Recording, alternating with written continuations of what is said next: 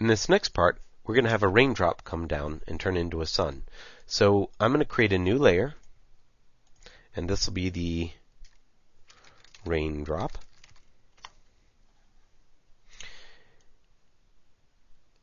And so I'm going to start with a blue, and I'll create a nice little raindrop right there. It's not beautiful, but hey, it'll work. If we really wanted to, we could draw with a little bit more here. We could draw on top of it, so we have maybe a little bit of cell shading to the raindrop. Doesn't necessarily have to have it. That could be something that could be added to it later. We could also use the, after we've drawn it, we could possibly use the eraser tool to kind of form that a little bit better if it needs to be. It's hard to get a raindrop to look just perfect when you're drawing it with the brush tool. So it might be nice actually to use the pen tool instead.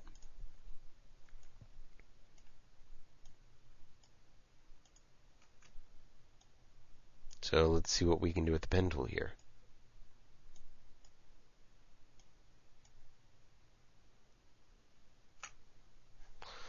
Looks like I have a little bit more control with this tool for sure.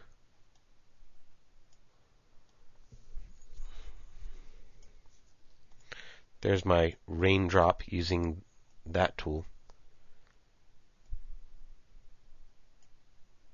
And I can fill it. Once I have that shape, I can fill it with the color I want. Remove the stroke. And that looks like a nice little raindrop. So I think that looks even a little bit better.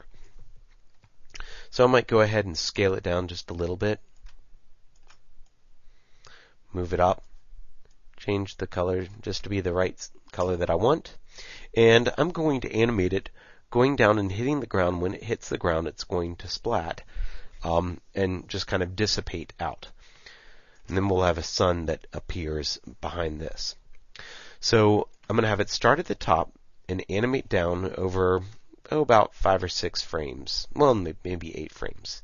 So from here down to there, it'll move that distance. So from here to there, I can actually do a shape tween, because the shape tween can take care of that shape moving. As soon as it hits, though, it's going to have to go into a frame-by-frame animation for the splat.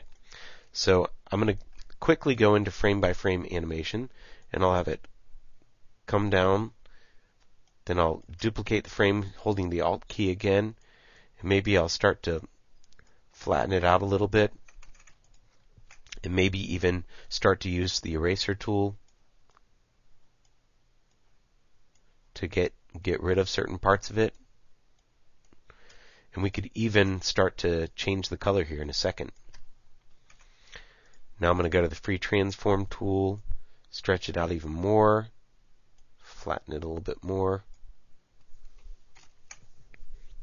We may want to turn off our snap to grid. Let's have it one little bit more. If we do have our grid snapping on, snap to grid, and take that off. Gives us a little bit more flexibility there.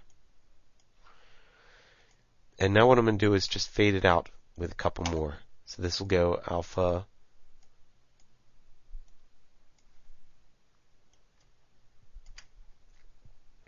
alpha again, and finally alpha's almost gone. And the next one, I think it could probably even be gone here. So let's go ahead and convert to a blank keyframe, and you'll see we have that disappearing. So here's what happens. You'll see it goes down, falls, and it kind of dissipates out. The next thing we're going to do is create a sun that comes up. So I'm going to create a new layer, put this behind the ground, and call it my sun. And we'll have that sun kind of come up. So I'm going to initially start by going ahead and creating a sun and then kind of moving it, kind of the way that we did. So I'm going to use the brush tool, draw a sun. This will kind of be my shape. Well, I guess I could go ahead and use the right color and the right setting for my sun. Maybe not the best color. So there's kind of a yellow, bright yellow there. Might want to redraw that a little bit better. Trying to get this initial shape is really hard. Okay, so there's my sun, and now what I'm going to do is, here's something that's kind of interesting. I'm actually going to animate my sun in its own layer. Now that I think about it, I'm going to do it kind of like my raindrop, where I really want my sun to be a cycle, but I'm going to have him kind of move up. So I'm going to turn this into a cycle by nesting him into his own movie clip, sun loop. Double click, and you can go inside that sun and create a little sun right there. There's kind of my sun. And now I'm going to duplicate or insert another keyframe. Oops, insert a blank keyframe. It's always hard to deal with these sometimes. So I want to convert that to a blank keyframe. I might have to remove it actually. Clear the keyframe, convert to blank keyframe. There we go. Now I can use the onion skinning and I can see where the original was. And I can kind of draw the new one to kind of be close.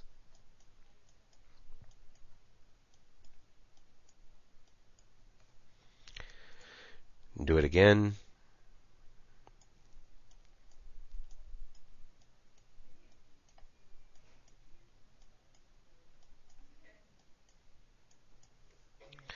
And we can do just a few more frames here. Convert to blank keyframes.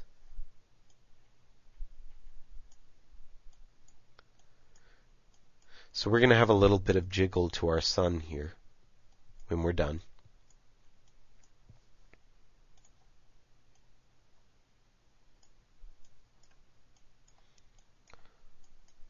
Takes a while to do that frame by frame animation technique just because you have to draw so many things so many times. But at least we're trying to make this so that it's a little bit more flexible when we animate with it. So here's our sun animation. There's our sun kind of moving around.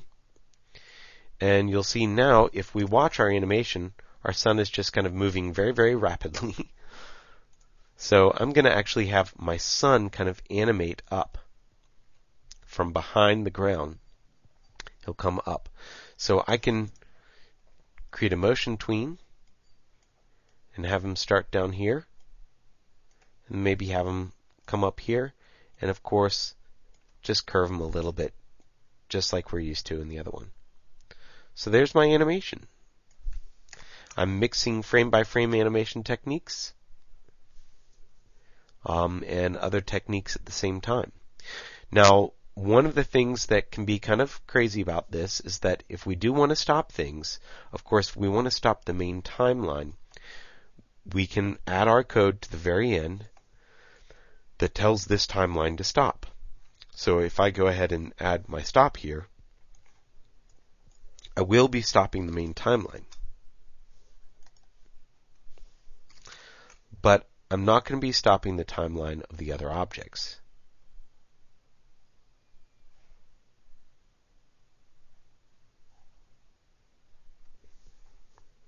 So everything, all the cycles will keep on animating because of the fact that they are animated in their own little movie clips.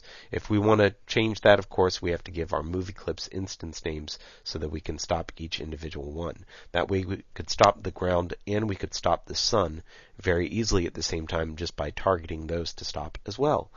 And hopefully this gives you just a brief introduction to what you can do with frame-by-frame animation techniques, and it's a lot of fun to play with, and there's a lot of exploration that you can do beyond this.